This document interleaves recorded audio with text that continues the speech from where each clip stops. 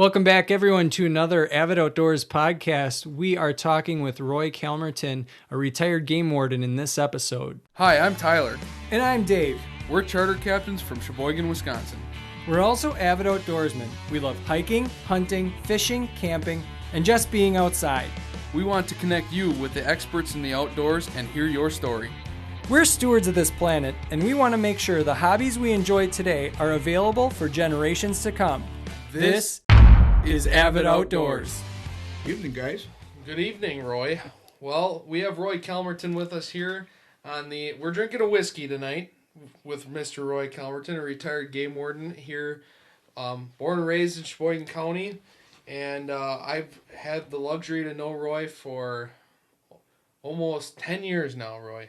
Time flies. Yep. Roy was one of the owners for Wolfpack Adventures, and is Pat Kalmerton's and Jared Kalmerton's father, and don't tell everybody that.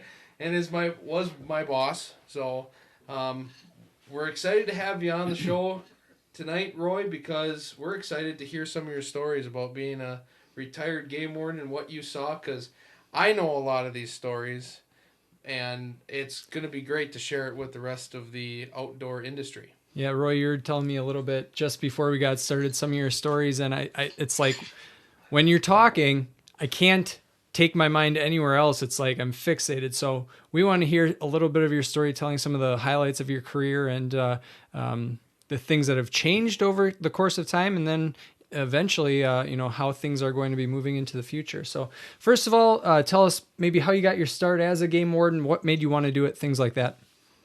Well, I started out in the field, and just so happened that the neighbor down the road happened to be Glenn Popple, who was the warden at the time. Grew up next to him, and he'd come over and help pick strawberries where I was a kid growing up, and he would tell these stories, and it was always what he was doing in the outdoors and how it was interesting, and it was, we had a good time today, and things like that. So it was interesting that way. I always loved the outdoors. I grew up on a farm. I'm an old farm boy from Sheboygan Falls, and not much hunting or fishing when I was a kid growing up, down on the river, fishing by myself, but I didn't have the boats that you guys have nowadays or the equipment or the knowledge of it. But I loved the outdoors. Loved seeing the wildlife out there and see what was going on. So I spent a lot of time in the outdoors, chasing along the river, and then I graduated from high school, and I got hired on to the DNR as an LTE, limited term employee. And I worked my way from game management. The first 3 years I worked game management, I worked fisheries, I shocked fish, I planted trees. Whatever they needed me, I was willing to do to keep going. Then I got into wildlife management, and I became a technician back in, don't tell anybody this is probably back when Moby Dick was a minnow, for Christ's sake. I started full-time in 69 with the DNR. And as a wildlife technician, I spent the next 10 years farming the south side of the Sheboygan Marsh, in the goose refuge down there that they call it, and working in Manitowoc, Calumet, and Sheboygan County. Then about 79, 80, it's got to be, I got asthma as a kid, so it was always, dusty on the tractors, and it was getting a lot of work. It was a lot of great things. We had the pheasant program. We had pheasants out at Sheboygan Marsh, and I was in charge of that, working with the clubs. And the clubs in Sheboygan County are just fantastic. I mean, way back then, the guys dedicated to the outdoors as they are today. We have one of the strongest conservation associations in the state of Wisconsin. There are other counties that have modeled their conservation clubs after what the association is doing in Sheboygan County. So it was always an honor to work with them and do things. But then I went into law enforcement.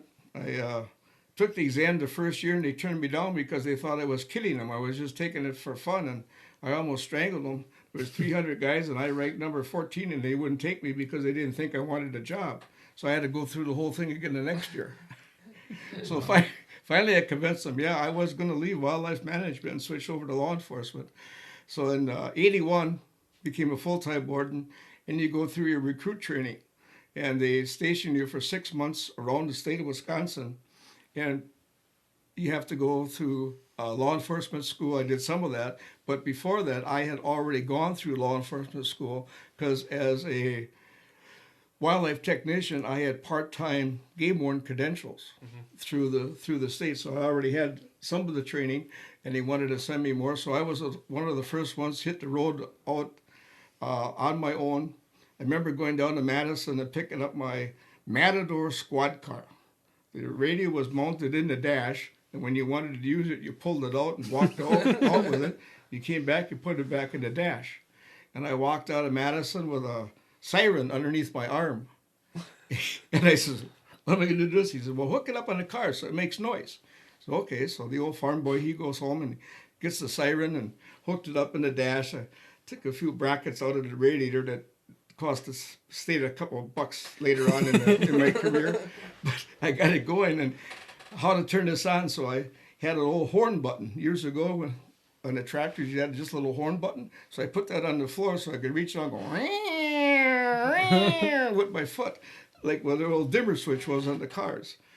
So that was my first real go around. I got assigned up in the northwest part of the state, and I worked north of 64 for the next 6 months. Never got back down in this part of the state at all. And it was some really eye-opening experiences, the things that were going on up there. Got into the fall of the year and working deer shiners up there, and it was unbelievable. We were on all gravel roads, and when you back off a gravel road, you look around, and then they send Rookie Roy, as I was called, back out on the road to rake it. So you cut a branch off a tree and rake your tire tracks so nobody could see, because they were that observant. Wow. And the guys up there knew what was going on. They watched every move we made. I can remember going down the road, and I had a bad habit back then. I smoked a few Camels in my day, and I lit one up, and the trainer warden came across with his hand and hit me right in the face, and I burnt my nose. He says, don't ever do that again. They'll see that for miles. I says, oh, okay. So that was it. And every time you're driving, you look down, you cross the intersection, his hand was again there. If I wasn't looking sideways down the side road, I got another whack in the face. So 20, 25 miles an hour, you can see a lot of country and cover it. And in those days, we had blackout lights that were up in the front of the car. And, well, they still use them now. It's the same ones the Army uses. And we were the only law enforcement agency, and still are, in the state that could drive black. So I had a tail light cutout. I had driving lights up in the front of the car. So when I would follow someone shining, they would shine down on the yellow line in front of me. 25, 45, 65, 70 miles an hour, you were watching the yellow line, and your rider was watching the car in front of you and narrating to me what they was going on, because there's no way I could take my eyes off the road when we're following somebody. And when you came up over a hill, you always had to turn them off, because they would come up, and if you happened to look in the rearview mirror, you would catch that light up in the air. So it was a learning experience up there, from deer shiners to spring trappers. There's another one. When I had presentations, I called it the boots of the warden. So I would put my winter boots on, and we were up there, and we got into the fall, and then we went into the spring, and we're working spring trapping. And they took me down a river, gave me a down sleeping bag, and threw me off on the side of a river, and says, watch here for a trapper to come through. So this was 5 o'clock in the afternoon. It started snowing about 7 o'clock. About 8 o'clock the next morning, I had 3 inches of snow on top of, well, not 3, but a good layer of snow up on top of the sleeping bag, still laying there waiting for the guy to come through. Sure enough, there he came through, got him on the radio, chase car got him. But I jumped up out of there. It was like a fairy dust coming out of the snowbank, like a grouse popping out of a winter snow.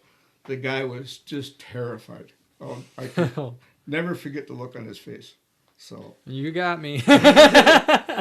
So we did a lot of things with a recruit. I traveled around the state. Then I got assigned down to Delavan in Walworth County as my first assignment, and stayed there for just 1 year. Then I moved back up to Sheboygan County, and because the warden that was in the same class I was assigned to Sheboygan County, because they don't like to put you back in your home county to start with. So they kept me away from Sheboygan County, even though I had law enforcement credentials up here for 5-6 years before I hired full time. So I came back to Sheboygan County and got the northern half, and I kind of settled in and put down some roots, and the wife and I raised the 2 boys. And I worked, she raised the boys. It's about what it amounted to. But now they spend a lot of time in the woods with me, and I had them both out duck hunting, 7, 8 years old. I got pictures of the 2 little rascals in the boat with me. I've seen those. Holding the green-winged teal up, you know. So they spent their entire lives in the outdoor, and they're still continuing on in the outdoors. Not in law enforcement, but they're in the outdoors. Mm-hmm. So how many years from start to finish was your career with the state of Wisconsin? Well, it started back when Moby Dick was a minnow, as I said, and it was in 1969. And I worked 10 years for wildlife management. Then I switched over and worked the next 25 plus years for law enforcement. Okay. So 35 plus years you've been in and around the DNR. Long time to do anything, you know. That's so for sure. Yeah. So so you retired. How many years have you been retired now? I retired in 2001, so I got 18, 19 years, give or take. And what was your big plan after retirement? What did you do after retirement? All I got to hear was, you're going to work on the honeydew list. My wife got me, she gave me the sheet of paper, and I'd take one off the top and she'd have 2 more on the bottom. Sure. So I was going to take and retire and enjoy life. And, well, that lasted about 3 months, and I got sick of that. So I thought, well, I'm going to start a guide service. So I went and got my guide's license. I was going to be a muskie guide because I always enjoyed chasing muskies and getting into it. And then Pat was working for a survey crew, and Jared was down here working, and we got a little camp up in northern Wisconsin. So we got up there over Christmas and had a few brewskis and started telling stories, and they said, well, let's start a charter service. I says, what? So we started Wolfpack Adventures, because we got a thing on the wall in the cabin talks about the creed of a wolf. Hunt when you must, play when you can, always respect your elders, and do the best for everybody. So we ran as a pack, and we started that way.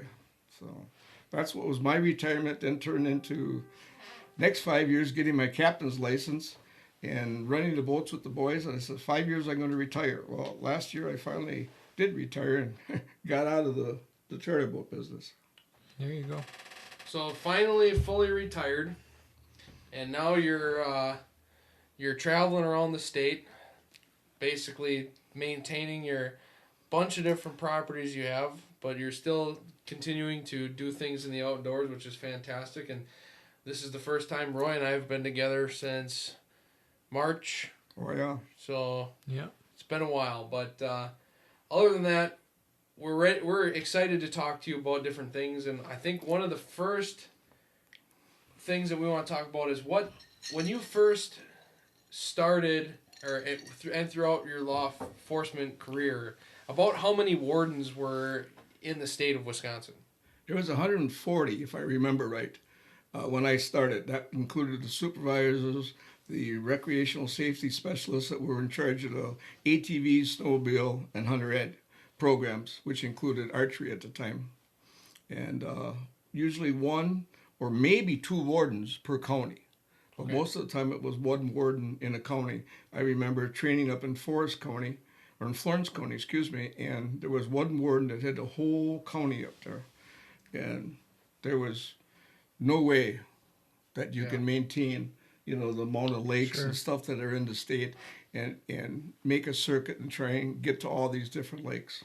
So now how many, because you keep up with the outdoor news and things of the sort, so I don't even know how many are in the state now. I'd have to lie to tell you myself, but I think it's more than that now. I know it is, because now they've when I was a warden, we did our own youth education programs. Yeah. And work with the kids in that. Now they have a outdoor safety specialist. They have a habitat specialist. They have someone that does programs for kids.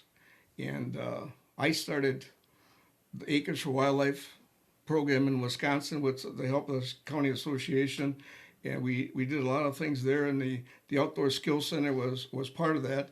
And now they're looking at putting a whole new skill center out at the Sheboygan Marsh, which is fantastic. Yeah. The youth is our backbone to our conservation programs. You two both understand that working in the Sure. outdoors, if we don't train the youth, and my wife was the one that really came out and stressed this to me, because hunter ed back then, you didn't take hunter ed till you were 12 or 13.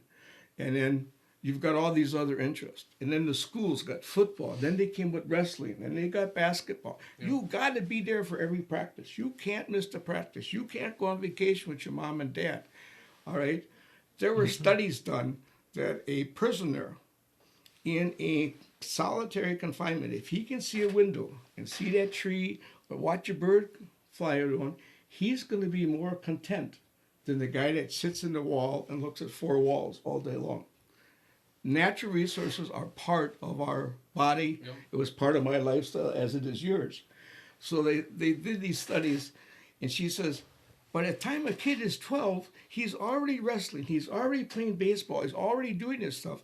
And now, all of a sudden, these outdoor activities come in, which are there, but you're already they're so already in their involved. patterns. Yeah, And you're part of a team, and they want you to communicate, and the coaches are pushing you to do this and that, you know. And I always use it as an example. I grew up here in the county. Billy Schrader played with the Packers. Yep. Came from Kohler. No secret to any of us. Fantastic player, fantastic person. Now that's one person. I'm 70 that I remember or can give you a name that played, right. you know, football in high school, went on to the National League. And you look across, how many did they draft this year? A couple hundred? Yeah. You know, out of the United States. Out of the whole United There's States. thousands and thousands of people out there. Not that those are, we're not saying that those are bad, but no, they help build character, they build a personality too. But but you don't get into the outdoor field until you're 12 or 13. Right. Yeah. So that's why I started youth education programs here with the help of the county association. Way before that, that's where the outdoor skills center came to be, and we were running neck and neck. Actually, started this one before the one over at Sandhill started. Going to meetings and promoting youth education. That was one of my biggest things as a career. We need to get youth in the outdoors. And my wife with a little ball peen hammer says, you can't wait till they're 12. Yeah. You got to get them involved before that. Yeah. Because they found out that, you know, Billy played football. How many of these other kids are going to have a lifelong sport? Right. Hunting and fishing is a lifelong sport that you enjoy as a family, you bond as a family. The families were bonded the last 2 months more than they have been in a decade or more in the United States. Right. And because they were inside. Yeah, again, and we're basically on the tail end of this corona stuff. At least we hope we're on the tail end of that. This podcast will be up probably forever. Yeah. So, you know, just to put a little context into this, you know, we're kind of sitting, waiting to all get outside again, but we are spending time with families, probably for the first time ever for some of them. We're paying attention to our kids, making sure our parents and our grandparents are doing well. And we're connected on a different level that I think maybe was probably pretty common. And I think right now, like being a game warden right now has to be tough, especially during this time with the changes that are happening and the mass influx of people that are hitting the outdoor. I mean, you go past any state park parking lot right now on a nice day, there's 10 to 30 cars there. I mean, they shut down the parks because there's too many people going to them. Mm-hmm. So that in itself shows when there is nothing else for you to do, where are you going to lie, you know? Mm-hmm. And that's in the outdoors. And most everybody that I hunt and fish with that is an avid outdoor person, hence the name, Avid Outdoors, has a father, a grandfather, or a very significant adult figure in their life that taught them how to hunt or fish. And I think that's important. And Roy's gonna. I got to time that out here because back in the 90s we did a study, and that study showed that 90% of our kids that are out there running around right now, and you two think about it, and the listeners as well, that 80 to 90% of our children are going to be from single parent families. All right. Mm-hmm. How many families do you know that match that description? Mm-hmm. Now they're both working to support, the different spread families, and to make time for the kids to take them out fishing and hunting like your dad did and yours, and like I grew up, isn't there. That I've spent the time with my boys because they're making a living.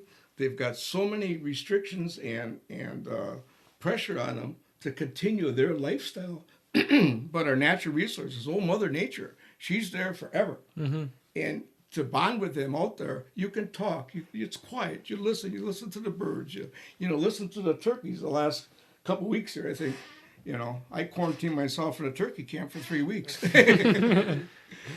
Yeah, you might as well, right? You Right. know? So I don't think it was as bad for the outdoorsmen as it was for some people.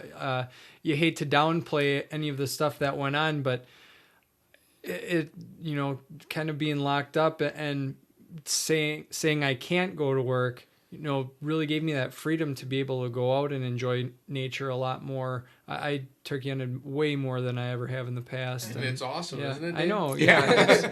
Yeah. It's And yeah. I really that's what it all appreciate it. flips back to. Our natural resources are there. They're getting abused. They're getting hit on. Things have changed drastically in our building codes and our water regulations across the state from when I started to where we are right now. The wetlands are being drained, and that produces our wildlife, whether it's a songbird, it's a duck, whatever it is. And everybody uses that. If you're a hiker, you're a fisherman, you're a hunter, you enjoy the outdoors for many different reasons, and that's why it's there for us to do. Mm-hmm. So that brings me, you mentioned from then until now, I guess, what are some of the largest changes that you see from when you retired? Because a lot has changed, I think, in the last, you've been retired for almost 20 years. You've been retired for 20 years. I made it too. Yeah. So in the last 20 years, a lot of things have changed in our outdoor industry, and we were just talking about, or in the DNR, and we were just talking about that, and the DNR gets a bad rap, and the game wardens, they get a bad rap, and maybe some of it's rightfully so, maybe some of it's not, but at one point in time, I do believe, especially when you were a warden, that they were doing a lot of good for our thing, and I think they still are, but I think they're restricted. I don't know. What do you think has changed as far as being a game warden from when you retired to now? The science in the natural resources field to the politics that now are running the natural resources is one of the biggest changes. And I think not only I, but a lot of people see that, know that, and have been screaming that. When you take the science department out of a research for our natural resources. When I started, we had one of the strongest deer management programs in the United States. Other states were looking at us for ideas for how to manage deer. Now all of a sudden, we bring a guy in from Texas that is herding up, pen deer, and he's telling us how to run our deer program in the state of Wisconsin. And all the questions that they're asking about extending the season, yeah, we have too many deer. We want more recreation hours. Taking the hunter education program and making it a mandatory 10 hours is all the instructors can instruct right now. Yeah. When I was an instructor working with these guys, it was 28, 30 hours. They were having 2 field days, hands-on. Mm-hmm. These kids now are going through, and they could back then, going through a hunter ed course and never touch a firearm. Yeah. Never touch a firearm. That's really sad. Yeah. When I think about my time, gosh, that's 20 years ago too. It's, I took hunter's ed the same year that you got out of being a game warden, and that time to me was so valuable. I met friends there. I learned some things that I had no idea. Like, my dad didn't know the answers to some of this stuff, and that was kind of cool too. My mom actually took the hunter safety course with me. And I thought, at the time, I think it was like a $10 enrollment fee or something. I don't know what it is now, but I thought that's got to be the best $10 you could ever spend. Well, you got the instructions. You usually got a free lunch of soda. You got a cap. You got a blaze orange. Some of them give a vest out. Everybody got a blaze orange cap. And you got a free deer tag. Yes, yep. And it was hunter's choice. Yep. Yeah. So that was that was the best thing ever. Yeah. So some of that is still there, guys. Don't get me wrong. But when I retired, in 201 is when chronic wasting was first found in Wisconsin. And you talk about one of the things that concerns me the most, it still is chronic wasting going across the state. And then they allowed baiting before that. So we had baiting, we had chronic wasting, and I retired with the county association here, Sheboygan County Conservation Association. We made a video on how to properly take a deer, field dress it, and then Miesfeld's meat, Tracy down there, helped us actually show how to bone and fillet a deer. Instead of the crosscut saws, the band saws going through them, getting the prions out of the bone and scraping it out of the meat, and then you take it home and eat it. Well, they were worried, what does that do to us? It was just unknown. Nobody knew, as far as we can tell, it's not transmissible between human and they're still deer, studying that, and I hope it stays that way. Yep. That's the main thing. But my thing there was we sold 50,000 copies of this. The county association, I say we, I feel like I'm part of their association. And we sold 50,000 copies of this across the United States. That money they earmarked in Sheboygan County to go back to youth education. That's fantastic. Yeah, that's fantastic. Yeah. Because they also feel the concern for the young kids coming up. The one thing I really saw when I retired and started instructing hunter ed with some clubs, the ladies, the women in our outdoors are just multiplying, and God bless them for coming and joining us. Years ago, their dad never took the girls hunting. Yeah. And now my kids both do it. They all hunt. Both my boys have all my grandchildren hunting with them. Yep. Fishing with them, going into our natural resources. And these girls, these women, today's outdoor women, are going out and making more progress and seeing more things being done and enjoying the outdoors. And some of these, are your single moms that we talked about earlier. Mm-hmm.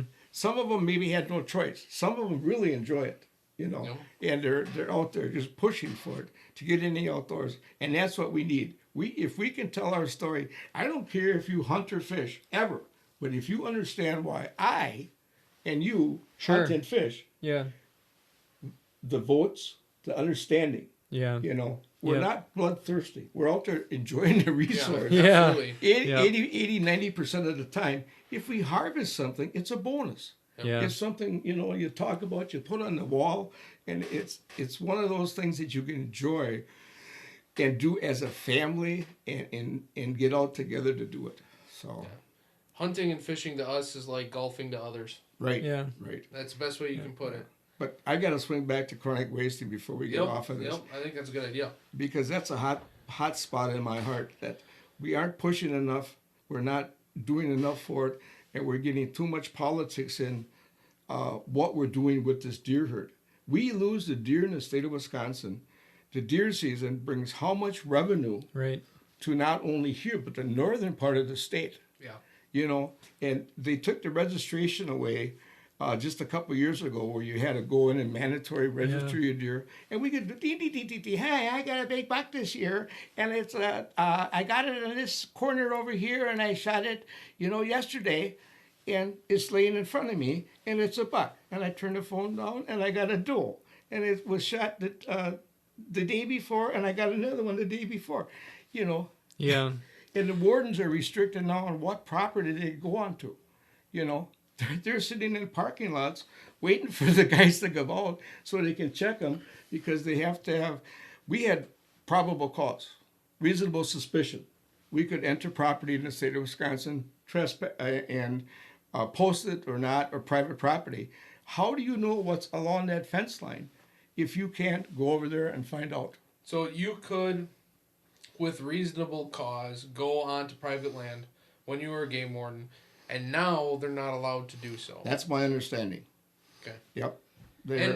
And some people are going to use the argument it's an invasion of privacy. Exactly. But like you said, how do you catch people that are doing illegal activities? But isn't this an invasion of our natural resources? Absolutely. Isn't this an invasion of the other sportsmen Yeah. that aren't living on that property that they cannot use. Yeah. You The resources don't stay on your private property. No. That's the problem. They can't read. And some don't even stay. Yeah. And some don't even stay in your state. Yeah. So that's something that needs to be given obvious I think the consideration. science needs to go back into our whole resource program, as I alluded to earlier in the program here. How do you think that's done? I know that with recent questionnaires and things that were sent out for the spring survey, things got kind of hot, and one of the main issues was extending the deer season, and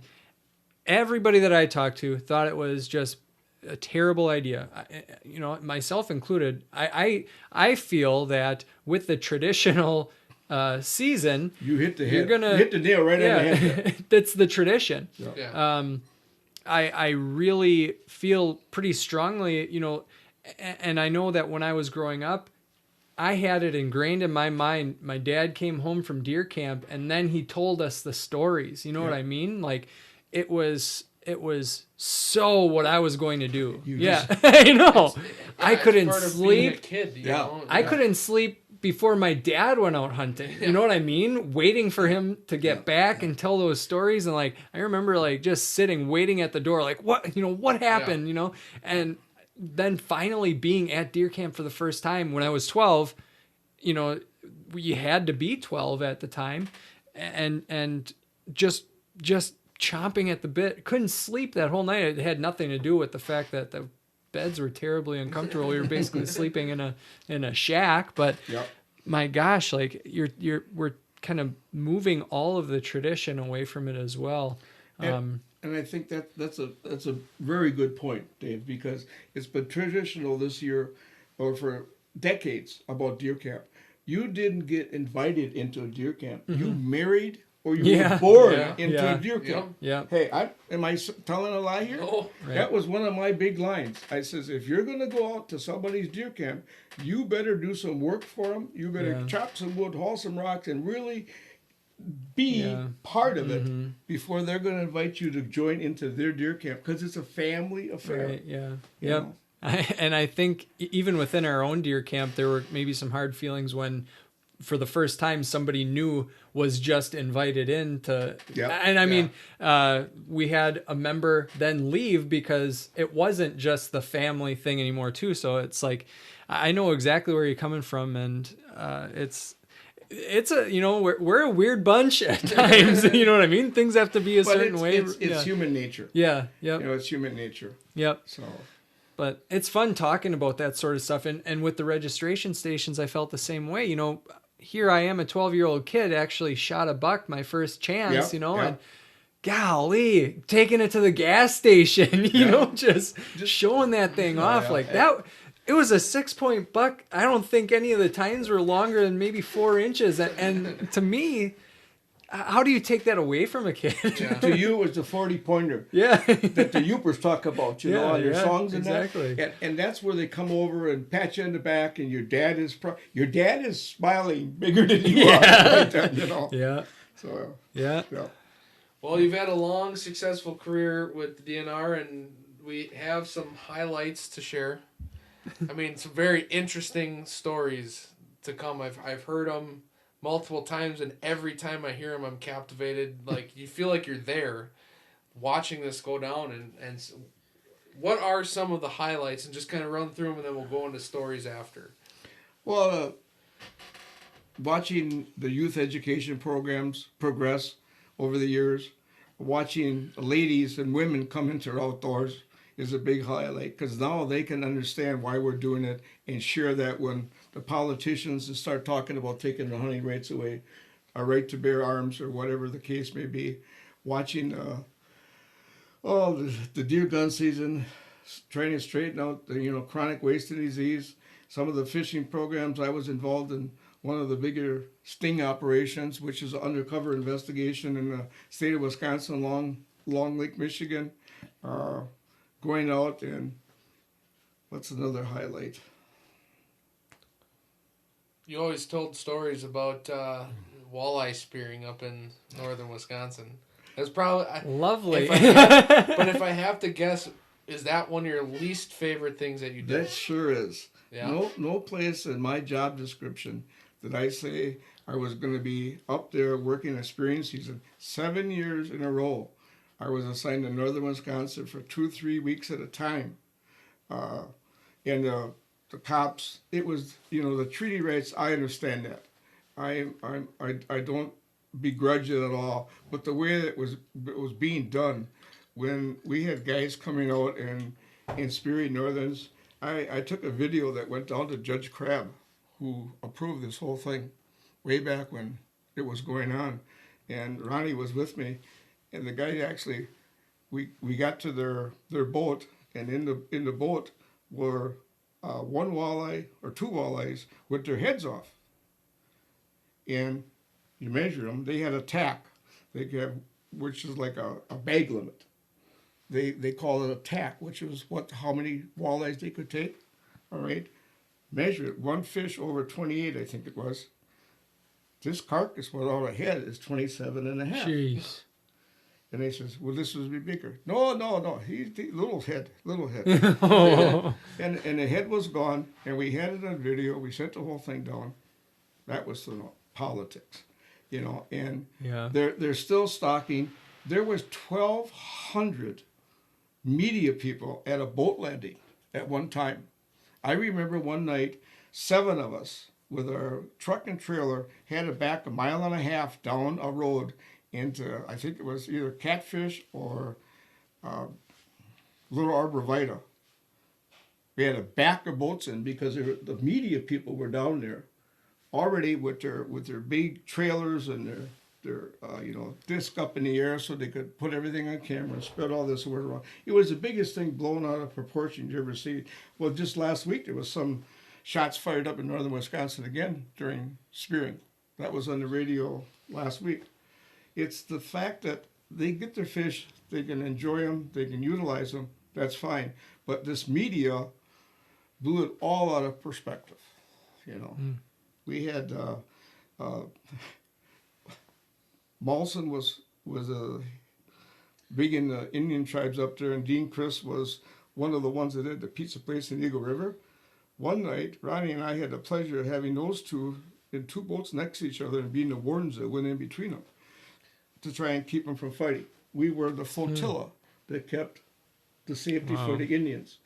Huh. As we're getting in there, we are in full riot gear with a helmet and a face mask on, and you can hear boom, boom, wrist rockets with ball bearings being shot at everybody out there. Yeah.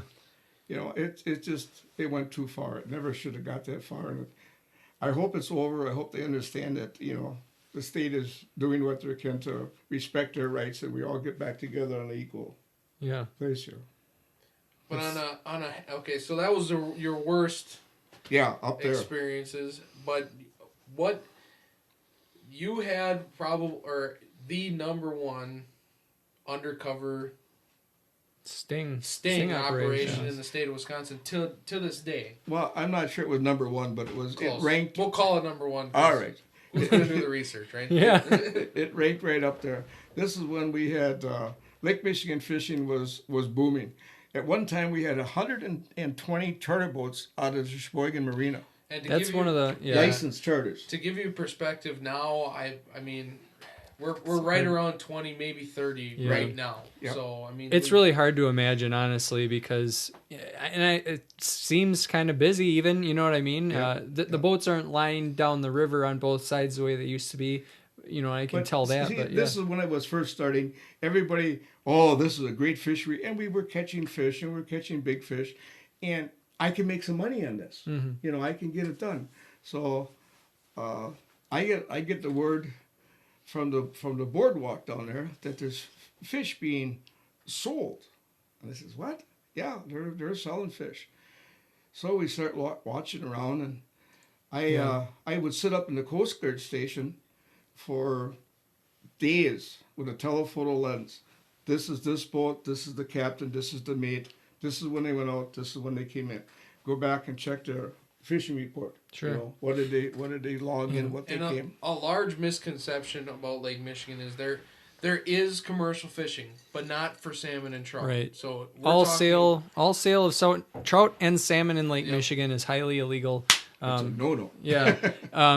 And people ask me all the time out on trips, why is that? Well, it's stocked by our fishing licenses, basically. Yeah. And it wouldn't make any sense for a recreational fisherman to pay for all the fish in the lake and for a commercial fisherman to take them out. There wouldn't be the revenue coming to our state. It would just be a few commercial fishermen. That's why your trout stamps are there. Yep. And that's why there's a coalition all around the Great Lakes, every state. And we were trying to measure how many fish were being stocked and what their success rate was, so we knew how many it would sustain. And then all of a sudden we find that they're being naturally reproduced in Michigan. And we've got a whole new string of kings that we never anticipated. So that was changing. But before that happened, the sting operation was going on. So I was documenting it for 2.5 years. We documented everything that was going on. And finally, we got special investigations involved in Madison. They sent 2 guys down and they started pretending to be fishermen and work out on the lake. I was fun fishing with my 2 boys when they were just little guys then. So we would catch fish, give them to these guys, and they would walk into the cleaning house there and say, hook them. That was the words. The word. Yeah. That meant that I wanted credit for those fish against the gas that I'm buying off the pumps out here, or the bait I'm buying in the back room. So there was no exchange of dollars. It was just the fish and the equipment or the gas. So we started watching this. Where are all these fish going? And the undercover guys were sitting there on the dock. I had an Iowa warden that came up here and was working with me. And this guy would go in there and just they would be all over him because he was from Iowa. Who expected him? And nobody knew he was a warden. And working with them, but we weren't finding out where they were going. And where they were lodging, geez, I shouldn't even tell you this. I would dress up as a cleaning lady. I put a skirt on over my shorts. That's where Pat got it from. Oh, I see, yeah. And I'd put some old socks on up to my knees and roll them up, and put a little scarf over my head. And I'd walk in with my skirt peel and a handle sticking of it, no mop in it. That was all my records, my camera and stuff. And I'd scoot across the parking lot. I get a car from one of the used car lots that was a good buddy of mine. And we'd put different plates on it. Every day I'd have a different car down there. In, out. Sometimes it was 2 days I'd be in there, sometimes it wasn't. But we were too far away to find out what was going on. So I finally got a pickup truck with a little camper on it. Parked it right in the almost straight onto the parking lot in August. Me and my 5-gallon bucket spent 4 days in that heat sauna. Yeah. And finally, 3 o'clock one morning, an ice truck or a fish truck pulls into their ice machine that was next to the building.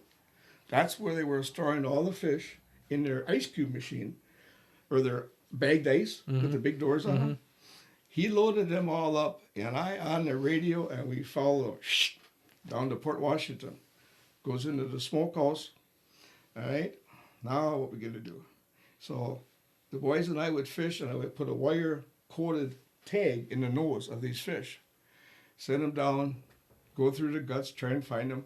Then all of a sudden, I forget how it came about, but we saw some of these fish. We tracked them. The undercover guys did track them from here down to southern Milwaukee into a fish house down there that was selling them. So now one day, all of a sudden, my wire-tagged fish shows up in this fish house. They were getting $1/4 pound up here in Sheboygan, and then they were getting $8 to $9 a pound for smoking that fish, traveling it from the cooler to port, smoking it, and they were all relatives, so nobody was talking. And then they were selling them in the house, though, and they were getting big bucks for them. Yeah. All right. So we put this all together, all the photographs, everything.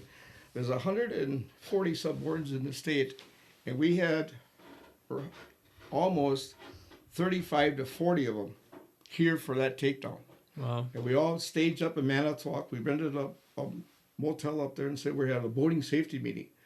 and it was me, and I had an intern from Stevens Point at the time that just turned out to be one of the greatest people I ever met and a good friend to this day that was working with me and we burned out 2 copy machines. We had to go buy another copy machine, making all the copies and handing them, you were one squad, you were another squad. We came down I-43, 2 abreast, into Sheboygan. Boom, one car went here. They all had addresses. They all had the names of the guys that were hooking the fish and where they lived and what they would look like and what their boat name was and everything. We went down. Our attorney sat in the bar right across. Our attorney from Madison, watching all this, drinking a brewski like we are now, enjoying the whole thing. He says it was unbelievable. And then we started coming to court, and nobody thought we had any evidence that this was going to stand up. How are you going to prove this? And our undercover guys and I had documentation,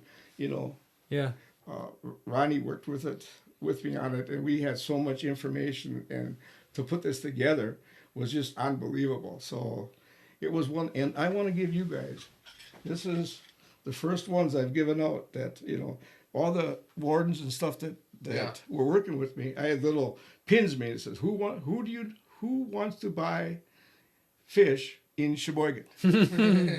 So thank you. Official. Thank you very much. There we go. I think that's for the people who watch the video, this is what it looks like. Yep. But it was a thank you, because they left their families. Some of them were here for 3 days, going through all this and putting up with this, and especially me. I was bobbling through all this. I was so nervous. I didn't sleep for that whole week, I don't think. And so it was a big operation.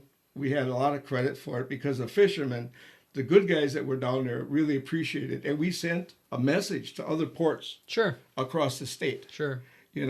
That it can be done, it will be done, and we need to do it because these fish are stocked with the dollars that you're spending for your license and for your trout stamp. Yep. Why should it be abused like this?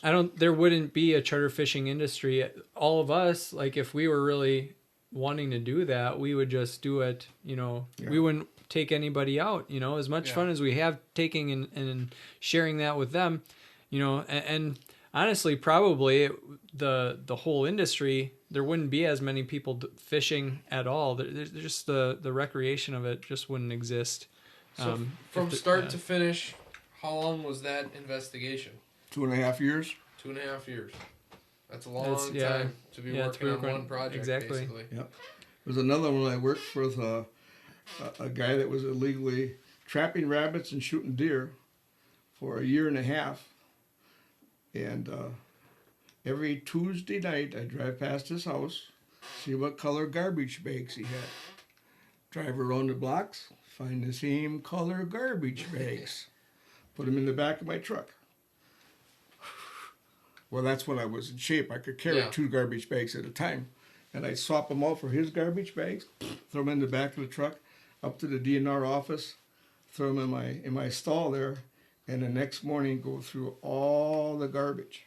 I had receipts, I had pictures, I had all the stuff that he was taking pheasants illegally in one state, bringing deer or fish down from Minnesota, from another state. So there we got special investigations involved again, and they actually, one of our guys went up with him and stayed with him and fished in Minnesota with my ice auger, 2 of my personal ice rods, and they caught 3 gunny sacks of perch, and brought them back. Do you have those waypoints or? Yeah. I struggle just to get a limit. But I got my fish rod and my auger back, and the gentleman actually has talked to me after this, and I mean he could catch fish in a toilet bowl. It was that kind of an angler, and I told him that, and I've always tried to go out and respect everybody that was out there. Some made common mistakes, some made blatant errors that were, taking a resource. Right. And that's one thing with my job. They give us discretion. We could cite them, we could warn them, we could do something with them. And I had so many kids when the brown or the carp would come into the power plant, They would go down and shoot with bow and arrow, and they had big carp contests all over the place. So again, it's the morning after my 10-year or 15, 20-year graduation party. I'm up in the tower, and you can imagine how the graduation party went the night before. Looking down in there, and I've got 2 boats on there shooting carp, and they're taking the big ones and throwing the little ones on shore. Well, they wash up. So the power plant has all these dead carp in the rocks on there, and they threaten to be shutting this down. Yeah. So they let me into the building, and I had old Ronnie in the chase car sitting in the parking lot, and we stopped them. And of course, they denied it all, but I got it all on telephoto, and they had the fish in it, and all these other fish. We dug out 25 that were floating along the shore that had been just freshly harvested. You know, and I could account for 19 of the 25. So they maybe didn't get them all, or I missed a couple, but we put it together, you know. Wow. Yeah. Yeah, that's pretty cool. And, you know, did you ever have, I mean, being a warden in your home county had to have its challenges in itself, dealing with people that you might know, or maybe a friend, or maybe not, but to this day, do you know people that you pinched? Because maybe, you know, maybe, like you said, you have discretion. So if the person just did it out of didn't know that they were doing something wrong, you kind of just let them go, or gave them a warning, or small citation, whatever. But the people that you truly pinched because they were being ignorant, do you talk to any of them, or do you have confrontation with those people? I mean, there's got to be some sort of... I very socially, a lot of these guys are still talking to me to this day, and I mean, I was called every name you could think of. I bet. I mean, it was a whole new vocabulary out there, and but it's in the heat of the moment, and it's just like a hunting accident. It's the moments of greatest excitement that accident happens. Yep. The violations, I found after 25 years, happen the same way. Sure. The moments of greatest excitement. When you least expect it, all of a sudden, whoo, there's the 40-point buck, or there's, you know, a pheasant, and I got one on my side already, but it was just a beautiful, you know, all those moments that you can't take away, you know. And no, if it was a violation, I cited them. Yep. I have to say that, Tyler, and it was one of those things that I told them why, and many of them agreed with me. I had guys get out of my car with pots sticking in my door where you open a handle. Next, I walk around and there's all those illegal pots sticking in the door and all that kind of stuff. Because, you know, I had one gentleman one time, an old guy says, "Want to check your deer license?" He's got a pair of bib overalls on. He goes, "Pads this pocket, pads this pocket, pads this pocket." I thought, what's going on? Pads this pocket, pulls it out. It's his daughter's, not his. He couldn't remember which pocket he had his and which one he had his daughter's in. And he just says, "You got me." So, you know, we laughed about it for years. The poor gentleman has passed by now, but it was one of those things. He says, "I couldn't remember what pocket I had it in." So that's funny. Yeah. One of my favorite stories you tell, or actually, I don't think you told it to me, but I'm pretty sure one of your kids might have told it to me, is that you were always a pretty ruthless warden, even to your own children. And Roy knows what story I'm talking about, and I think you should tell it because it's pretty classic. It's pretty funny. It was one of those things that you never wanted to do, but I try to treat everybody equally. And that's what I hang my hat on to this day. We have a split waterfowl season, as you know. Yep. I hunted in North Dakota for 17 to 20 years waterfowl. I loved to duck hunt. I would chase ducks morning to night. And so during the break, I would take and go to North Dakota duck hunting. Season's closed in Wisconsin. Okay. All of a sudden, I get a call from my excited son. Says, Daddy, shot my first duck." I go, "What?"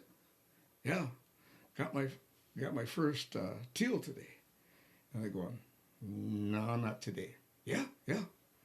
He says, Brother took me out, set up on a little pond. He came in, I nailed him. He says, do you remember why I'm not at home?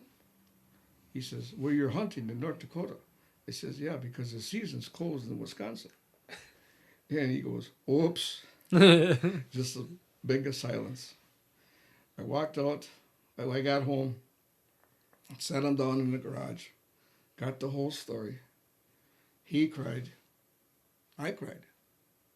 Wrote him a citation, juvenile, $25 ticket, hunting out of season. Ticket gets to Madison. They says, did you spell this wrong? I says, nope. He says, how could you do that? I says, well, I couldn't catch my wife for anything, so I got him instead. But it was a lesson learned. Yep, absolutely. And it was that was the toughest citation I ever wrote. But how could I look the other way for him and then go out and enforce somebody else's, I would take so many kids that were fishing illegally and their mom and dad knocking the door. Here's little Johnny with the fishing rods. No, my kid wouldn't do that. Don't you tell me that. And the other one said, oh no, you did what? I'll take care of this. In the door, and he took the equipment. No, my Johnny wouldn't do that. In the door, I took the equipment. And Johnny got a citation. If I could work with the parent and educate both of them at the same time is what I tried to do. And it was always interesting that way. The Hunter Ed program, many of you know now the fishing licenses or regulations in Wisconsin are written in Hmong as well as Sure. English.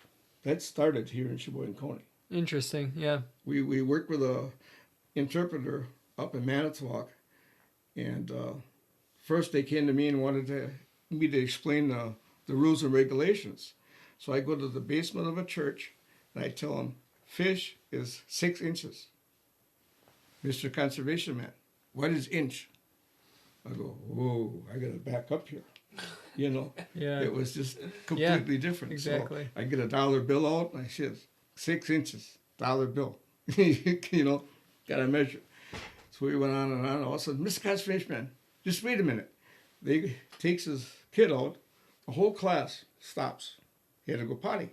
Brings her back in. Everybody was back at me again. But we had to take a break. And the DA at the time bought smoked fish for me to give to the class that I was instructing. So we got to the point that, well, you can't read the regulations. You don't know what they're saying. So I worked with an interpreter up in Manitowoc, and we sat down with him and another person that transcribed all the regulations into their language. And there's 2 different languages among besides. So I had a whole new experience there. Interesting. How to work with the people and they were our allies over in Vietnam. They were the ones that covered our butt. Mm-hmm. And they can take a blackbird out of a tree at 200 yards. But they were there and they were shipped over here and they swam the river and they got everything over here. And many times we don't appreciate where our other nationalities are coming and our world is going back and forth. But we learn to work with them and learn to share and educate them. I think we'd all be better off. Sure. So those are some of my stories. So if you had one thing to say to a young person that wanted to potentially be a warden nowadays, what would your number one suggestion thing of or advice be advice to him? CYA. Because things have changed so much. Yeah. And I had so many good people. 90% of the people I worked with were like you guys, willing to work with us, avid sportsmen, and they messed up. They got a ticket. They did this. They did that. That was fine. But they were always coming back to help with things and do different programs and stuff. Nowadays, we're teaching wardens how to fish, how to hunt. It was a way of life. Yeah. For when I was hired. I was one of the baby boomers. That came out. So right then they hired 60 of us in 3 years. So when we all retired, they're all scrambling to fill these positions. Sure. Yeah. Budgets are cut Science is taken out of our natural resources field, and we're saying, the politicians are there. Well, we got to do this. This is, he's got to have a shorter course. He doesn't have time to get into the course, as we talked about education. Right. Chronic wasting. Those deer live. They're going to be all right. No, they're not going to be all right. We've got it in how many counties across the state now? I think there's 2 counties that don't have chronic wasting. And our revenue, our way of life, our hunting tradition has changed. And these ladies and gentlemen that are coming into the field now, I had very few women that became wardens, and now you see more and more of them. And some of them are fantastic. They're as dedicated and know as much as anyone does about the natural resources.